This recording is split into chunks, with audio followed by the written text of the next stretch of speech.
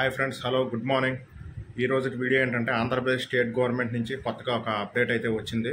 ఏంటంటే మనం మామూలుగా జనరల్గా మనం ఎలక్ట్రిసిటీ బిల్ అనేది మనం ఆన్లైన్లో PhonePe, Google pay and Amazon pay ఇలా థర్డ్ పార్టీ యాప్స్ ద్వారా ఉపయోగించి ఎలక్ట్రిసిటీ బిల్ అయితే పే చేస్తాం కదా. అలా పే చేయడానికి ఇక్కడ నుంచి అవకాశం అనేది లేదు.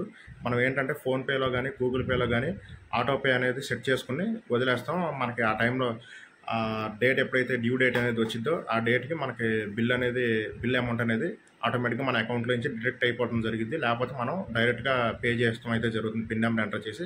సో ఇక్కడి నుంచి అయితే అలా అయితే వర్కౌట్ అయితే కాదు.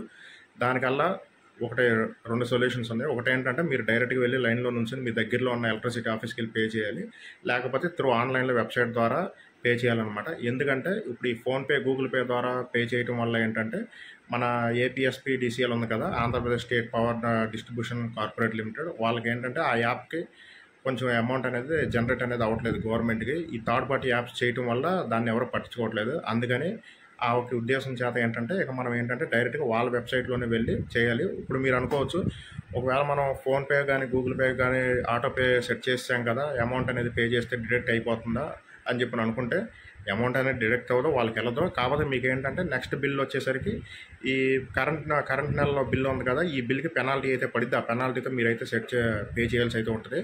ఒకసారి మీకు ఆన్లైన్లోకి వెళ్ళి ప్రాసెస్ ఎలా చేయాలి ఏంటనేది చూపిస్తాను. దాని లింక్ అనేది కింద మీకు డిస్క్రిప్షన్లో ఇస్తాను. ఒకసారి ప్రాసెస్ చూసేద్దాం పదండి.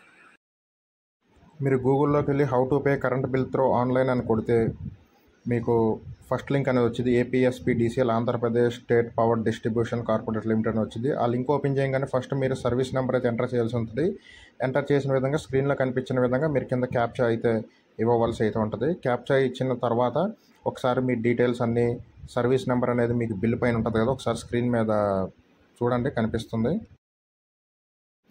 అలా మీరు సర్వీస్ నెంబర్ ఎంటర్ చేసిన తర్వాత కింద క్యాప్చా ఎంటర్ చేసిన తర్వాత మీరు సబ్మిట్ అనేది క్లిక్ చేయండి. సబ్మిట్ క్లిక్ చేస్తే మీకు బిల్ అమౌంట్ అనేది మీకు కనిపిస్తుంది. నాకైతే చూడండి ఇక్కడ 487 అని కనిపిస్తుంది. డ్యూ డేట్ వచ్చేసరికి డిస్కనెక్టెడ్ డేట్ కూడా మనకైతే చూపిస్తుంది. ఆ డేట్లో కట్టపోతే కనుక డిస్కనెక్ట్ అయినట్టు చూపిస్తుంది. ఆ తర్వాత మీరు మీ యొక్క డీటెయిల్స్ అన్నీ కట్టకుండా లేవో చూసుకొని మళ్ళీ ఒకసారి పైనుంచి కిందకి ఒకసారి స్క్రోల్ చేసి మీ పేరు అన్నీ చూసుకున్న తర్వాత సబ్మిట్ అనేది క్లిక్ చేస్తే డైరెక్ట్గా తర్వాత ఇక పేమెంట్ పేజ్లోకి అయితే వెళ్తాం. పేమెంట్ పేజ్లోకి వెళ్ళిన తర్వాత మీరు క్యాష్ లేదా credit cards, QR code, UPI payments, లేదంటే గూగుల్ పే ద్వారా ఇలా మీకు ఇష్టం వచ్చిన రకంగా అయితే అమౌంట్ అనేది పే చేయాలి.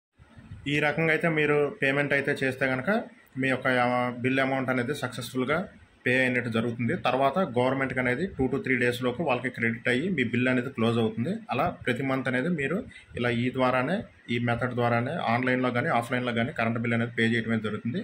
దయచేసి గూగుల్ పే ద్వారా, ఫోన్పే ద్వారా కానీ చేయమాకండి. చేసినా అవ్వదు, ఊరికే అమౌంట్ అయితే పోతుంది. Thank you. వీడియో నచ్చితే లైక్ చేయండి.